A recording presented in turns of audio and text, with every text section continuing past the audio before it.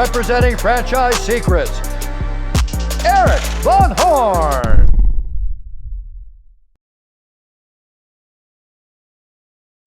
Welcome to the Franchise Secrets podcast. Eric Van Horn here again. And today it's not just me and it's not a guest. What I'm doing is I am going to give you some of the highlights from a mastermind that I held with my Franchise Scale members a couple weeks ago. And so it's just going to give you a little insight. And I thought there were some nuggets in there that I thought would be helpful for all of the listeners, from franchisees to franchisors to people that are wanting to buy a franchise. So first up, you're going to hear from Brian Scudamore. Now, again, this was done in a live setting. Nothing was rehearsed. It was just a meeting between me and Brian and all of the members in the Franchise Scale Mastermind.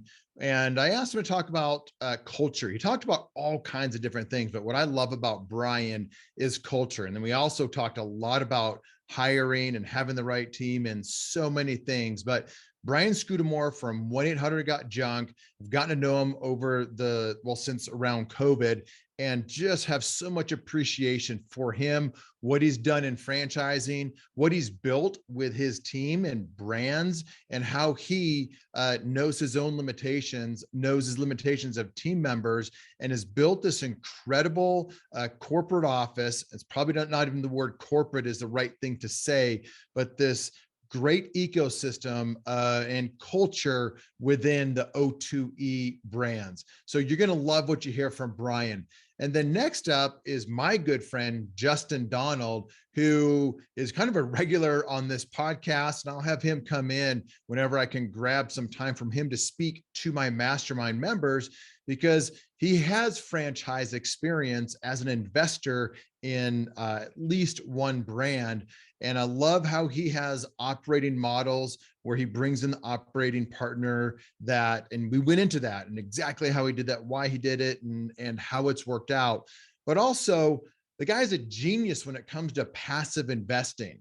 And I just have so much appreciation for Justin, who he is as a businessman, more importantly, who he is as a family man and a friend. I cannot speak highly of Justin enough, but he's going to talk about things like what makes a great entrepreneur and really what it looks like to grow your business so it's a true lifestyle business, and what kind of involvement do you need from an ownership standpoint. And then Austin is another friend, and he's got a company called 2X. And he has people that come in and pay him a lot of money, and he provides an absolute ton of value and gets down and dirty whatever 6- and 7-figure company come to him. And they come to him because they just want to get more efficient. They want to get out of the day-to-day of the business, and they want the business to grow while they get out of the day-to-day. You have to be at a certain point to do that, because all businesses are like all hands on deck, a grind if you're one of those original founders or original partners in that business. But Austin is about doing less, focusing, simplifying things, and getting greater results. So 2X, fantastic guy. You're going to love what Austin brought to the mastermind. And then I did a presentation on partnerships. I gave you a taste of it last week on my episode on partnerships. And that was, again, just kind of an overview of it, but we went into the details. Then I had my really good friend, Dan Castellini, who has been my partner in multiple businesses over the years with multiple different partners. And so I know Dan extremely well, and he's been in other partnerships that are outside of me in franchising. So this guy is excellent with operations, excellent with delegation, knows himself, knows what he's good at, knows how to help other people become better at what they're good at. So he talks about there's really 3 reasons why people want or need partners. It's money, time, or skill set. Do you need them for their money? Do you need them for their time? Or do you need them for their skill set? So listen to this. That will be an excellent one. And then Mike with EOS. So Mike is someone that teaches EOS, practitioner of EOS, which is the entrepreneurial operating system. It's what we've done in some of my brands. It is from the book Traction with Gino Wickman. Gino was on the podcast here at Franchise Secrets. We weren't talking really about traction or EOS. We were talking about the E-Leap, the entrepreneurial leap, which check out that episode with Gino Wickman. He's a high level guest. And whenever I'm able to talk to a high level guest, I kind of like to refer back to that episode. So the episode with Gino Wickman was incredible. Follow all of his stuff, read all of his books, incredible guy. But Mike is a practitioner of EOS.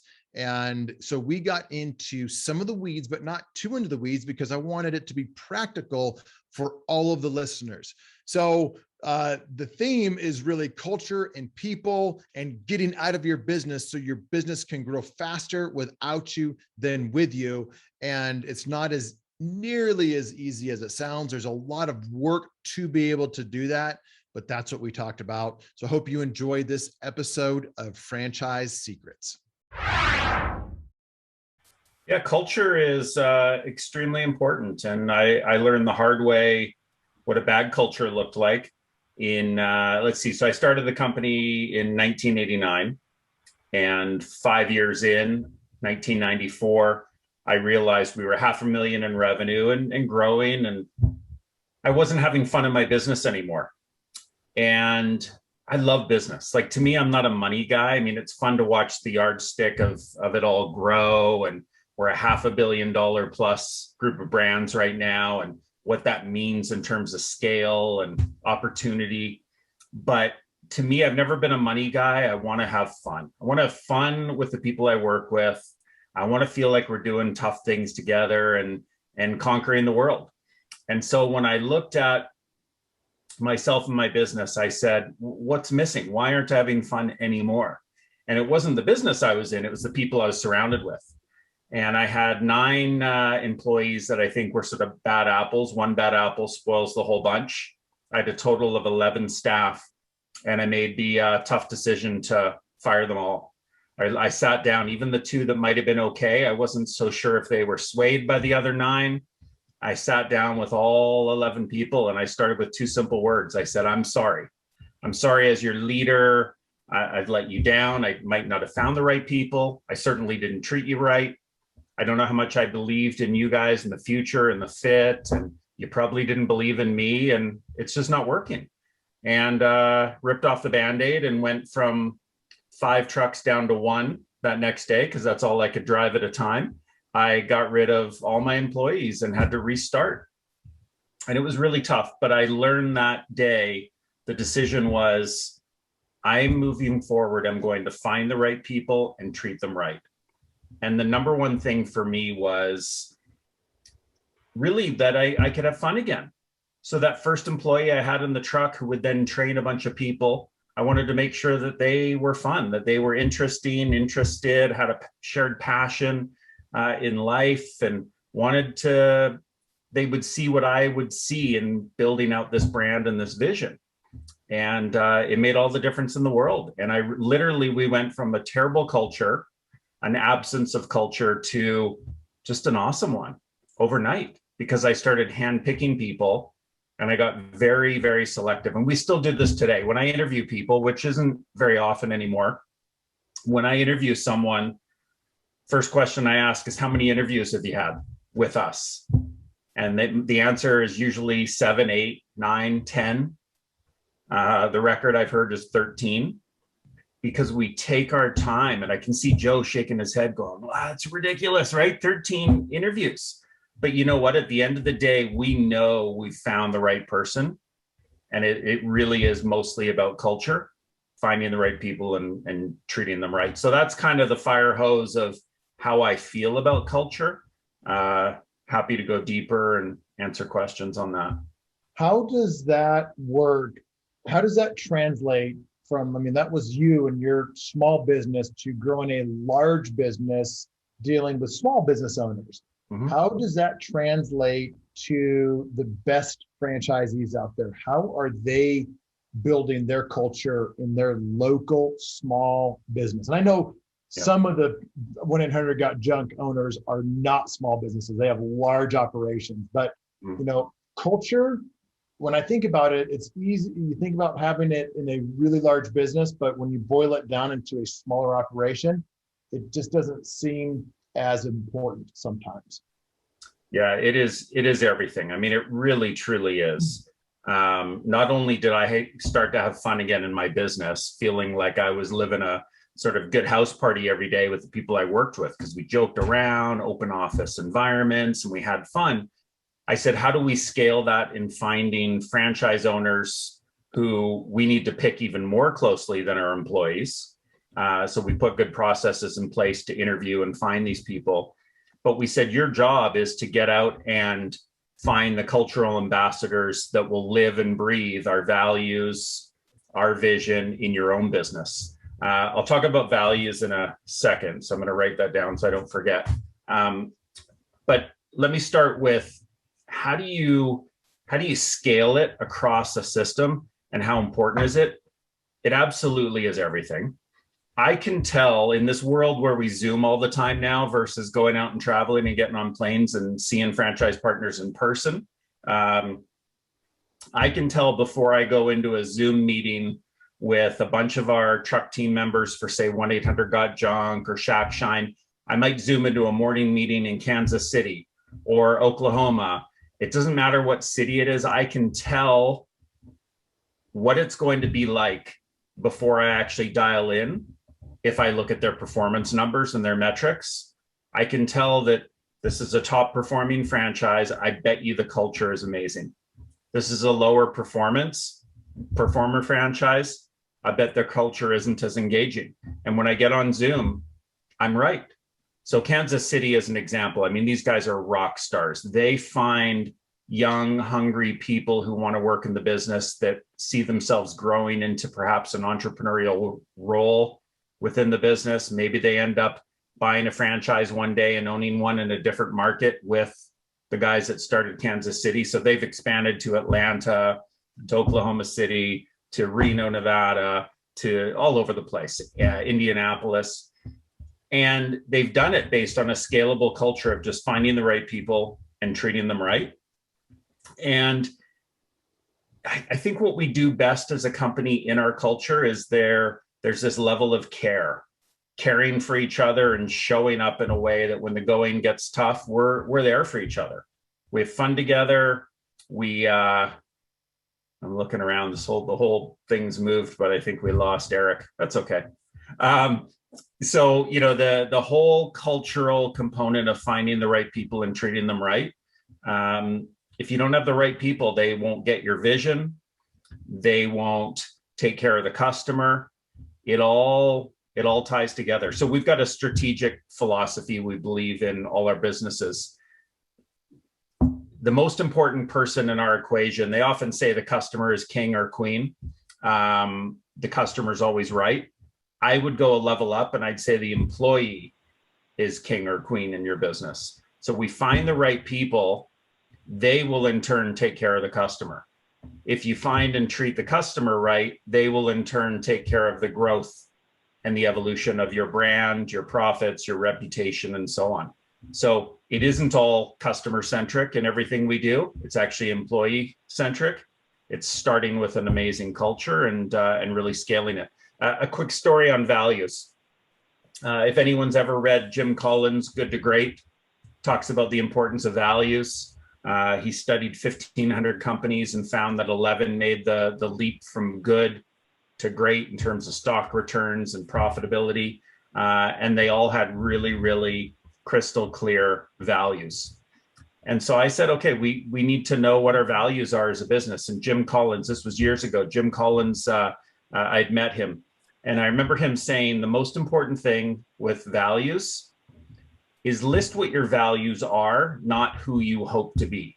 You can't say you want to be honest. You're either honest or you're not. You value it or you don't. Figure out what you truly value as a group of people and then never stop living those values. So I remember we took a group of about 8 of us, small leadership team at the time, 15, 20 years ago, went to a little cottage that my parents had on the water. And I said, I talked about Jim Collins having values. And I said, we're going to do a simple process here and figure out who we already are and will continue to be forever. Gave out Post-it notes to everybody. And I said, write down words that describe who we are today and what makes us special. Everyone took the Post-it notes. We put them up on these windows on the cabin. And then I said, wow, there's 400 Post-it notes. Let's now sort them and let's group them in piles of like ideas. It turned out that almost all 400 fit into 4 categories. And these are our values today: passion, integrity, professionalism, and empathy. Again, those are our values. So it's not about someone adopting our values, but when we hire or fire people, we bring people in based on their fit with values. We release people to other opportunities when we realize their values aren't aligned, or maybe we made a hiring mistake. So empathy, right now we're going through a big software transformation. The team is stressed, our franchise partners are stressed, but people have a high degree of empathy that, you know what, you guys are trying hard. You're trying to fix things. You're listening. Yes, we're frustrated, but we're not taking it out on each other. We're having empathy that we can make mistakes. We will learn, and let's do this together. So the importance of values, people will say to us, so passion, integrity, professionalism, empathy, it stands for an acronym, PIPE. And people will say, that decision you made, Brian, during the pandemic, that wasn't very PIPE. Okay, interesting. Let's talk about that. Why wasn't it PIPE? What might have been missing? And I get to learn as a leader, and other people get to call each other out on whether or not we've lived our values or not. So culture to me is understand who you are as a leader, as an owner, set your values, and then every single day as a leader, you need to live those values and be consistent. If I don't show up with passion, heck, during the pandemic, during lockdown, I think I was one of the most passionate guys on the team. I'm like, what an exciting opportunity. Like, tragedies aside, this is hard, but man, something's good is going to come out of this. We're going to learn, we're going to grow. And I had to show up with passion, even though I was stressed and had my own personal concerns, right? Hey listeners, if you like this podcast and you want more content on all things franchising, then you'll love our free Facebook group. It's the largest and most helpful Facebook group in all of franchising. Join our free community of current franchisees and franchisors, plus future franchisees and franchisors at franchisesecrets.com/Facebook. The sign of a great entrepreneur, a great business owner, is when they can remove themselves from their business, and for a period of time, a long period of time, a year or more, their business can grow even without their presence. Now, that doesn't mean that you become a deadbeat to your business and that you disappear. But I think when you can put the right people in place, you can manage them, you can influence movers and shakers. I think it's amazing what can happen, because one thing I know for sure, when you delegate to get out of doing things, my experience has been it has not gone as well as when I have delegated to grow, when I've delegated to get better results. Now, there's a natural byproduct of getting out of doing things, but I do think that the motive matters just the same as it does in forming a new relationship with someone. That if the motive is selfish, I think that the authenticity of that relationship isn't going to reach the peak that it can. But when people show up in a new relationship in a way where they really want to exchange value and help other people out, I think that consciously and most certainly unconsciously is realized. And so motive to me matters in the business world. The way that you treat people, the way that you develop people, the way that you train people, the way that you carry yourself.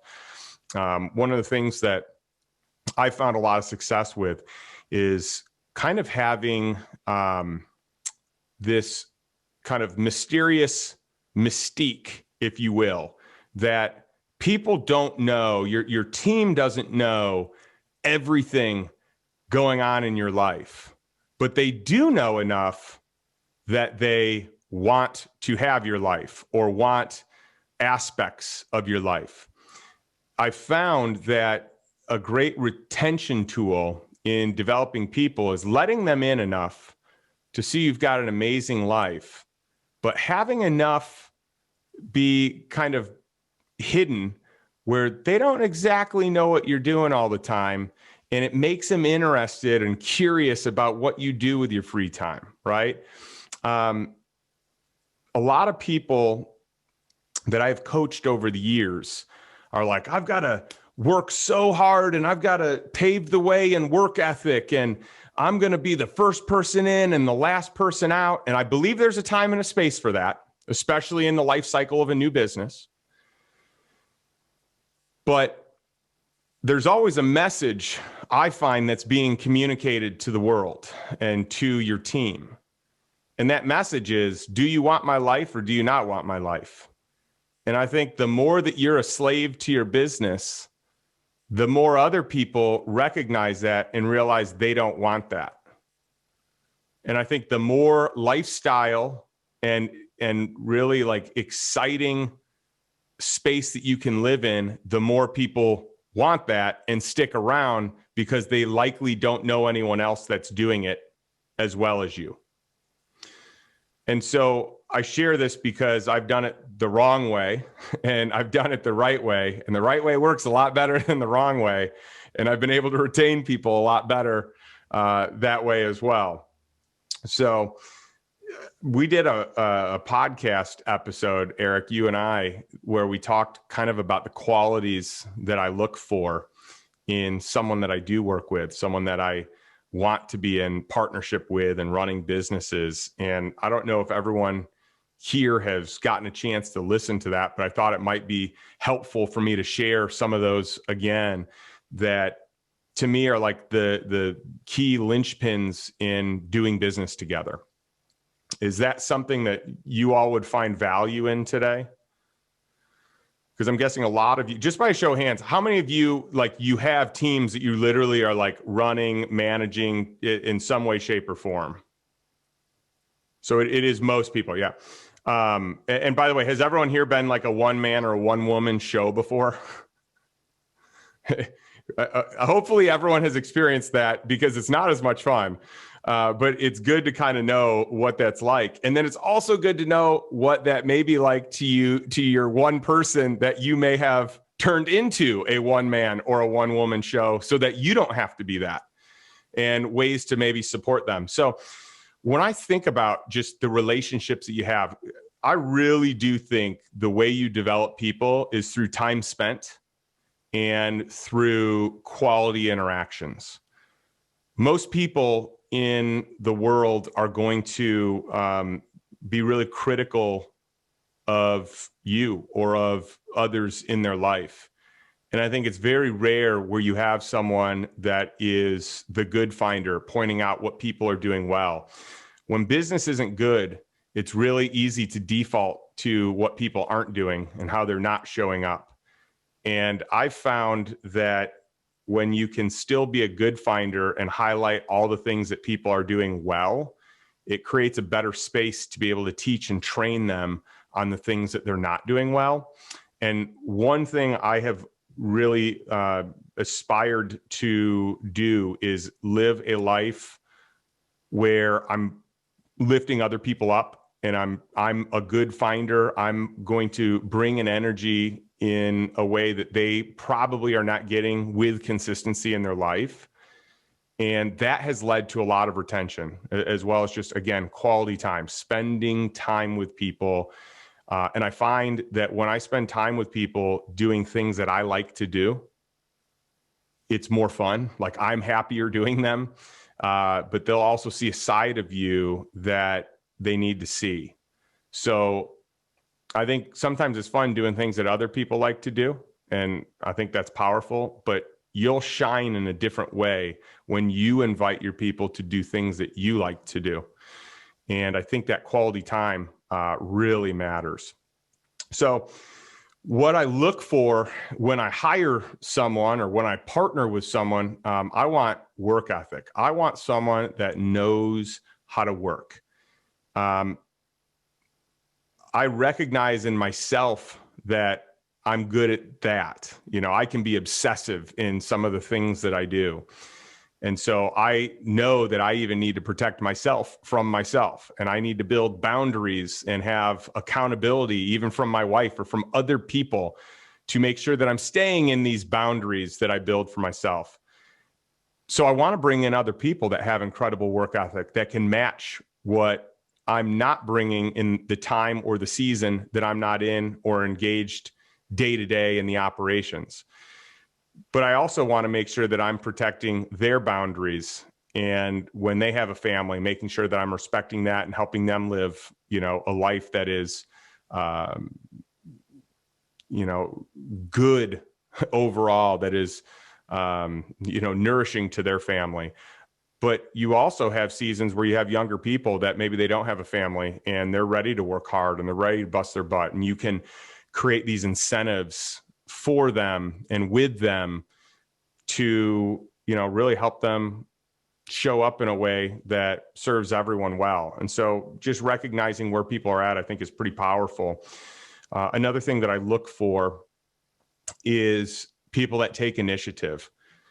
One of the things that drives me crazy. So one of the reasons I'm clear on what it is that I want is that I got really clear on what it was that I didn't want also. And one thing that drives me crazy is when people just wait to ask me what to do.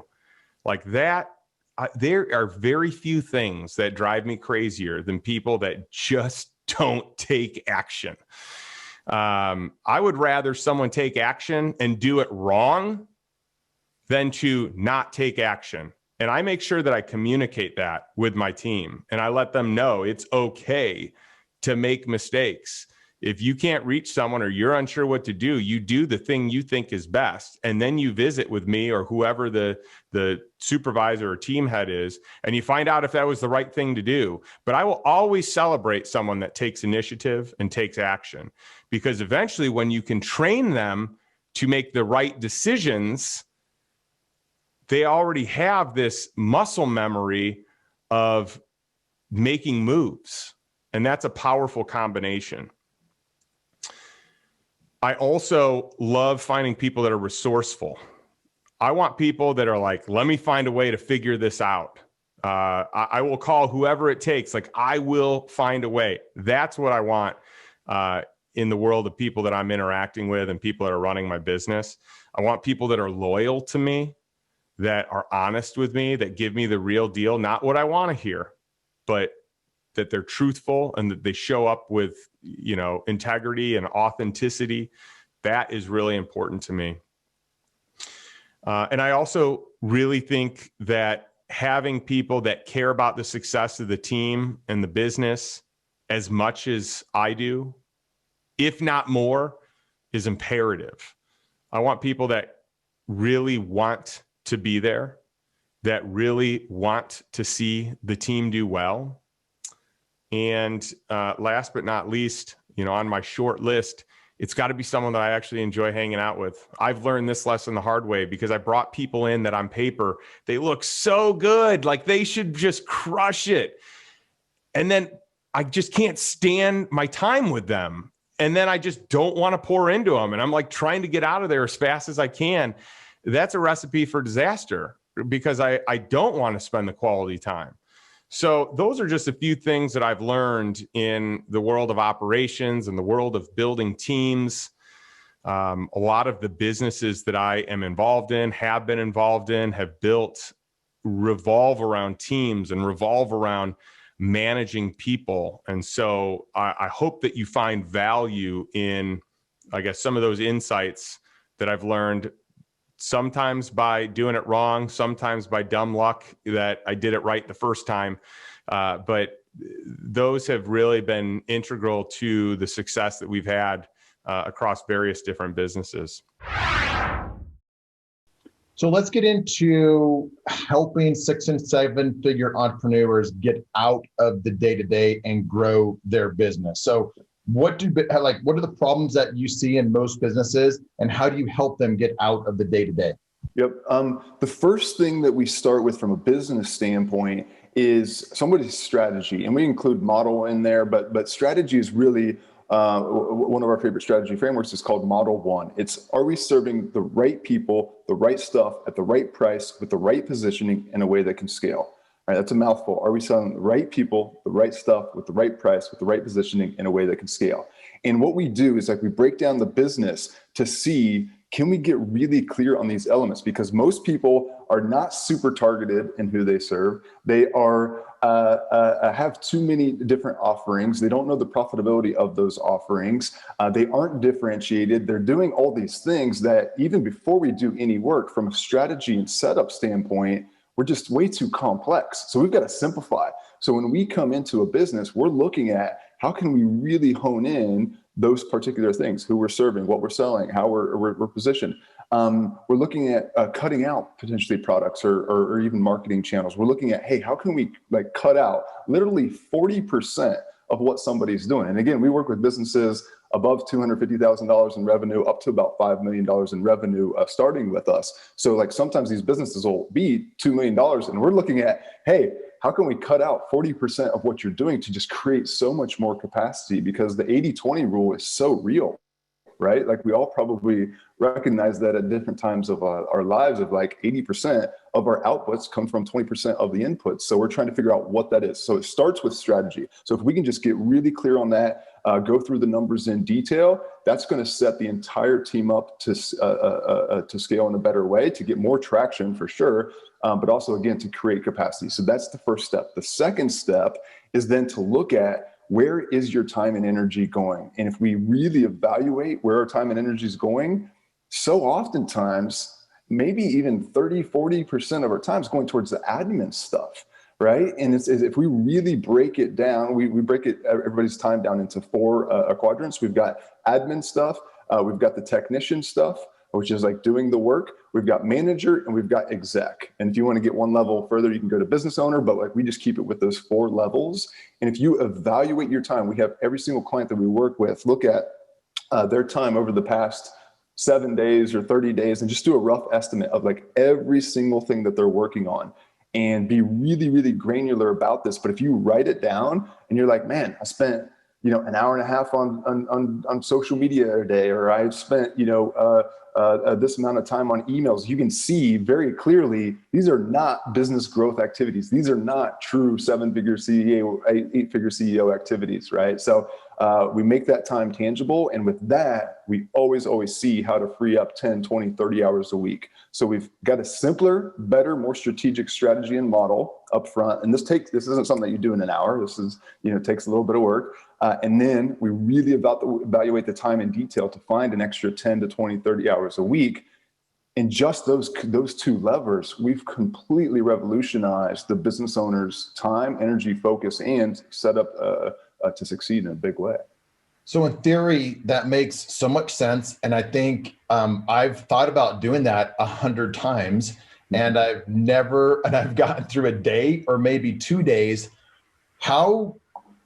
Why do people do it? Are they at such a desperate point when they get to you? Is it just because of accountability? They're paying you a lot of money. They just get it done. That's what I'm doing with my fitness coach right now. I'm like, I'm going to do my workouts and eat because I'm paying you so much money. I'm going to get the value out of it. Or is it just a mindset? They're just, they have the playbook and now you make it so easy for them to really measure those 4 quadrants of time? Or is it they start seeing results? Like, what is it, or how can you convince me to do it myself? Yep. I can't convince you to do anything, right? What I can do is plant the seeds. Excuse me, I'm choking on a protein bar I slammed down before we got on. What I can do is plant the seeds and have you realize that yourself. And that's what we try to have people do. But what happens so often with the clients that start to work with us is at some point in time, they hit a ceiling. Or they're continuing to grow maybe, but it's either up and down, or they're growing by 10 or 20% when they see other people growing by 70 and 200% per year. So at some point in time, somebody decides, hey, there's another level, and we have a hard time oftentimes, I'm speaking for myself here, of saying, I don't have the answers, right? That's a tough thing for us as, successful leaders to say, is like, I don't necessarily have the answer, and to be willing to take the guidance from somebody else. And yes, the accountability, but the thing that we try to do is like, we've worked with hundreds of businesses. We're trying to dial this down to a science that people can implement this stuff right away so that we can get done more in a month than most people would in 12 months by themselves, right? Like that's the power of proper mentors and coaching. So I think everybody should be investing in themselves. Like right now for me, my top area of focus is finances. So I hired a wealth team, and I'm like really, really going deep into that area. Then I'm going into the relationship area. So it's not just business. Like I think we should all have coaches, at least one coach going at any time for an important area. And the business is the most important area that leads to so many other things in a lot of regards. So I don't know if I answered your question, but the point is, no matter what area you're focused on in life, and I love that, Eric, we even started this of like not just talking about the business piece of the other pieces, is like get somebody to support you there. Get the shortcut. Get somebody that's got a roadmap that can really save you months and months and months of time trying to figure it out. So if I said, I'm ready to do this, just to really understand my time, where my time is being spent, what do I do tomorrow to have results in 2 or 3 or 4 weeks, or be able to at least see, have something to be able to review? First thing everybody should do right now, super easy, block off at least 2, if not 3 hours in your morning tomorrow. So what's today? Friday? If you're working tomorrow, do it tomorrow. If not, do it next week, all 5 days. The following week, do it all 5 days. In 2 weeks of just starting your day with 2 hours of, you're not going to check email before this. You're not going to check Slack. You're not going to check your text messages. You're not going to check in. You're going to go into the day with a clear mission of, hey, here's the top 1 or 2 things that I'm going to work on. If you get your number 1 thing done, then go to the second. Just 2 hours per day to start your day fast. That's what we say, the key to a great day, great week, great month, great year is to start fast. So if you can start your day by working on the business, by moving the business forward, by driving revenue, by driving growth, by working on key systems or key people things, the most important CEO activities, that alone is going to mean the world of difference, let alone if you go back to the strategy and really think through that. Hey, how can we hone this in? Because that just has, we call it the decision that makes 1,000 or impacts 1,000 other decisions. And then the second thing to do, so you're going to put 2 hours in the morning that you're going to start with. Number 2 is evaluate your time. All right, just do this. I do it every single month still. I've been doing it for years to evaluate my time. Every single time I find more than 10 hours that I can cut off and delegate. So that's number 2, is to evaluate your time in detail. And don't put like these big buckets of, learning and meetings or whatever. Say, hey, daily huddle, say a leadership meeting, say prepping for leadership meeting, say whatever. Like get really granular, because as soon as you can see all the details of where your time is going, it's just like mind blowing, because we make it tangible for the first time, because we don't see that. We don't see where our time's going. We end the day or end the week, we're like, man, I worked my butt off this week, but I feel like I'm in the same spot with the same issues that I had 6 months ago, right? So we've got to make things tangible.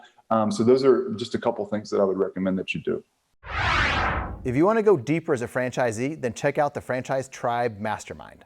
It's a tribe of franchisees across many different brands, sectors, and industries with many things in common besides just franchising. Things like being growth-minded and having a lifestyle focus, remembering why you got into business in the first place, learning from others' mistakes versus just making a bunch of your own mistakes, or helping people avoid the mistakes that you've made. A desire to shortcut the path to success. In other words, franchisees who want to be around like-minded, solution-oriented A players. Check out franchisesecrets.com/mastermind. I'm going to drop some, 5 key things that I think I've learned, in the time that we've been doing partnerships and kind of how I look at it today. So if I think back to where we started in the partnership game, it was, we really just thought, hey, I like you, you like me, here's a good business, let's go do it. really didn't think too much about it. It was a lot more about just the idea of doing it, that, you know, there was not a structure behind it. We did a lot of research. We spent a lot of time on the phone with attorneys. We spoke to a lot of professionals that were in other, franchises or in other partnerships to understand how they built their agreements, you know. So, you think back, you and I made a lot of those phone calls in regards to alignment with other legal help and guidance. So, but since then, you know, I look at it in a pretty simplistic fashion today, right? So there's the main, and you covered most of these. I'm going to distill it down to the 5 key points that I look at when I look at a partnership and the things that I think about today. And it's really the reason, like, what is the reason that I need a partner? Because there's really only 3 reasons you need a partner. Either you need money, or you need somebody with more time, or you need somebody with different skills than yourself. So that's it. Like, if you've got the money and you don't have the time, then you need somebody, like you talked about earlier, that's an operating partner that has the time. And then you will structure something around that. If you have the money and you don't have the time or the skills, then you want partners that both have those things. I think in the past, we did partnerships based out of friendships and alignment and all those things. But we learned along the way that we had similar skill sets that really didn't, you know, while we figured it out, probably weren't the best for the partnership's expedient growth, right? We could have organized the partnership a little bit better with those key things in mind. And then, of course, you know, like you said, who's putting in what, who controls, the overall company. Typically, the guy putting in the money is going to want to control that piece of it. But the only 3 reasons that you bring on a partner is money, time, or skills. Which one do you not have? And you really want somebody that has their role appropriately. The biggest thing is to know your place, know why are you the money guy? Are you the time guy? Are you the skill guy? And who is each, right? For instance, you brought up Sola. You know, we brought in, multiple partners. And the reason we did was because we wanted to bring money together. And we hired on a guy as our skill, and a guy that had the time and the skill, right? We made, a pretty big mistake in regards to not bringing him into the fold. Like you said, he went out on his own. And so I've learned from that. But the next thing is exactly the no. Like we went through Sola. I was like, hey, you're going to handle real estate. I'm going to handle legal. So-and-so is going to handle the build out and the real estate. So line that out, make sure that everybody knows on the front end what their role is, what their place is, set the expectations, as you mentioned, up front, and then be transparent about it. Have the hard conversations, number 3 or number 4 here, have the hard conversations up front. It's really easy when you find a sexy business, it's kind of like the beginning of a relationship. Are you in love or are you in lust? You're in lust, you're excited in the beginning, you're having all these, sexy conversations about what if and how it's going to turn into this amazing, business down the road. But you really have to set the tone there to have those hard conversations to, as we did walk through. Okay, so what happens, in the situation where somebody's not performing to the expectations that we talked about, where somebody's not putting their capital in that they're supposed to be putting in, or not pulling their role, or they've got a divorce in their family, or who's going to be the tiebreaker in the situation where we disagree. So having those hard conversations up front and being transparent. And as you mentioned, in that portion of it right there is where you learn a lot about the person. You learn a lot about what they believe, how they're going to react in those different scenarios should they occur, because you'll get people that are very emotional during that hard conversation, right? So imagine we haven't created a partnership yet. We want to understand our reason, our place, set the expectations for each other, have these hard conversations. At any point, this partnership could break down before it's even formed, right? We can say, hey, look, Eric, since we don't agree on how we're going to divvy this up, it's probably not going to be a great partnership. Let's go ahead and part ways, and realize that along this path, any one of these is an opportunity to not establish that partnership. If you have a bad feeling about it, don't move forward with it. But if you have these 4 or 5 guidelines, it's really easy to evaluate, an opportunity and a partner or multiple partners to follow. The biggest thing I think that we did wrong, and I see especially in a lot of the smaller franchises that even I bought or did, since then, is thinking that I needed a partner when really what we needed was a performance contract with some phantom equity on the back end, right? So in the scenario that you discussed earlier, I want to put this in mind, because this is a mistake that we made with Miracle. Right. We should have brought Miracle on with a performance contract that said, hey, look, when you hit, 12, 15, 16 studios, or you make it by benchmarks by millions, then your equity or your phantom equity in the company becomes these percentages, right? And the thing about phantom equity, if you do this right, is that the phantom equity is only there if they stay with the company. So one, they never get it unless they actually keep doing their job, right? And so upon departure, that equity goes away. So it keeps them engaged in the company until you get to that end game, which is either, liquidation or a sale of the company. So they know at that point, if they leave, they lose that equity. And the beautiful thing about phantom equity in general, there's only two reasons somebody wants equity, right? You either want to control the company or you want money at the exit, right? You want something on the exit for your time that you put in. And that's fair if it's an operating partner, provided that they stay throughout the entire, length of the business. And I think as an owner, one of the questions that I always ask myself is, I don't want to hire this guy tomorrow, give him a paycheck and give him some equity and then have him leave, 2 years from now. And that's the question that comes up all the time. Well, what if he leaves? Does he still have the equity? Well, yeah, he does.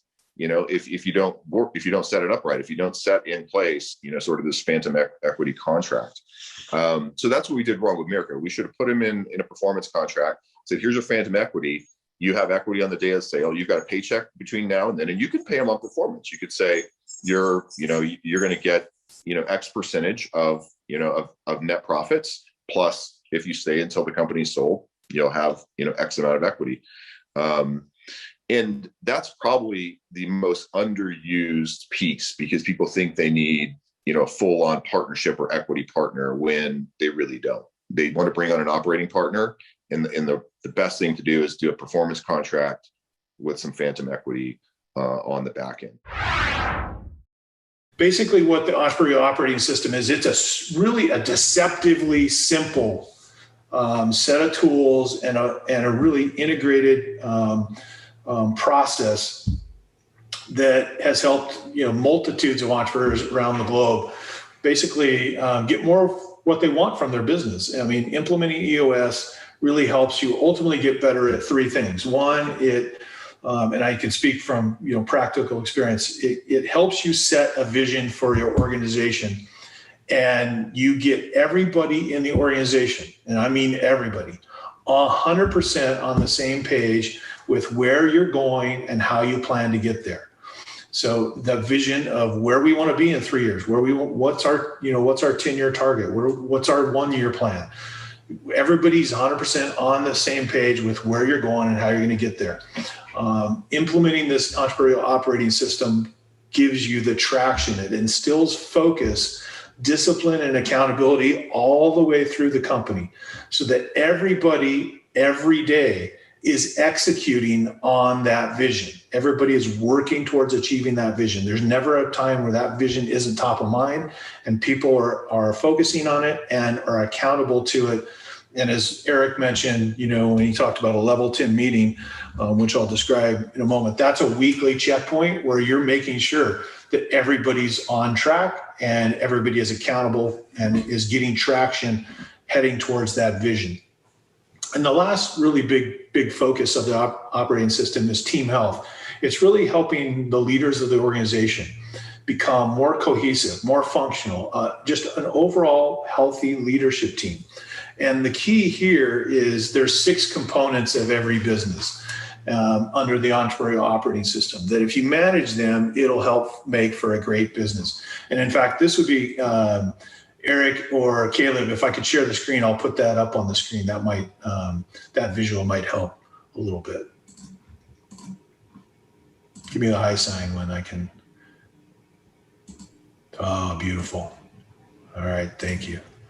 All right, so you should be able to see a kind of a little circle there that has some elements. And really, these are the major elements of the Entrepreneurial operating system. These are the 6 key components that we need to manage.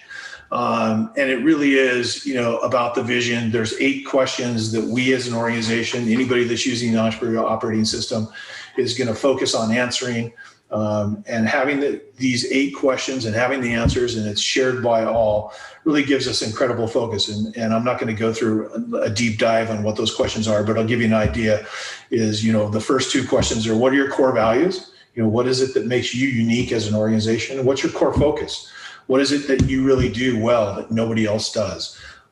So having this really clearly articulated vision that's shared by all, having the right people, as we all know in leading organizations, you have to have the right people, and they have to be in the right positions to be successful for you to move the needle forward. Every organization faces issues every day.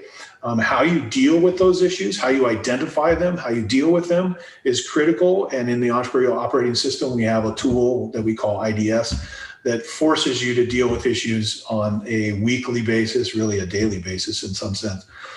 So that's a key component.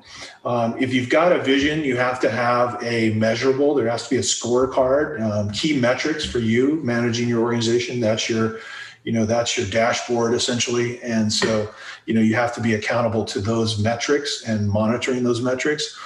Every organization has to have processes and procedures and documented and followed by all.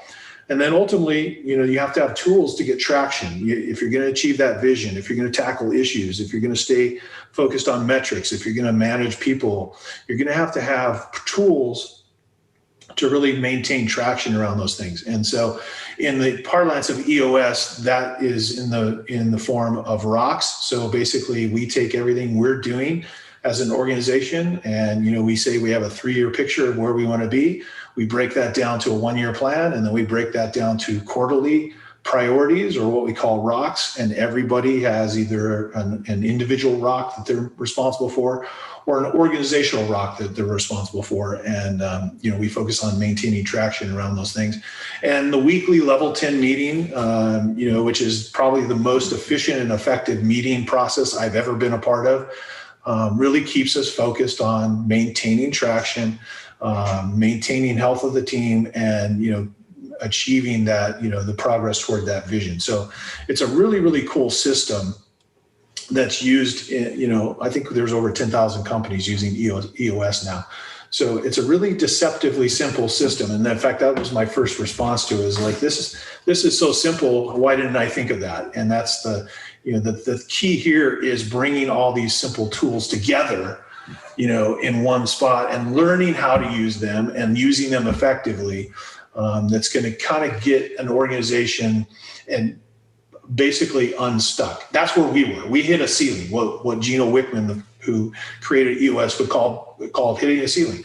We hit a ceiling. We weren't progressing, and we didn't know how to get out of that funk that we were in. And EOS basically got us unstuck. It basically organized all the challenges we had every day. It made them more manageable. It helped us solve issues before they became big problems. It got the right people in the right seat. It smoked out issues. I'm going to talk a little bit about that. It made our meetings so productive that we actually started to look forward to them, which was odd. And it really built a culture of accountability in our organization. It wasn't that we weren't accountable before, but now we were accountable on a weekly basis, and we were holding each other accountable. So when you run on EOS, everyone's working towards the same goals. The business runs more smoothly. It should run more profitably. You break through a ceiling, you get unstuck and you achieve growth. And the ultimate for me, one of the lessons learned is it allowed me to step back and spend more time doing other things and focusing on different aspects of the business rather than being in the weeds all the time and trying to manage processes. EOS really helped me as in our parlance, the director of the organization, kind of lift up. Thanks for listening to this episode of the Franchise Secrets Podcast. Whether you're watching or listening, please make sure to subscribe to my YouTube channel and to whatever channel you're listening on. If you want my help with anything from buying a franchise to franchising your business, please visit franchisesecrets.com.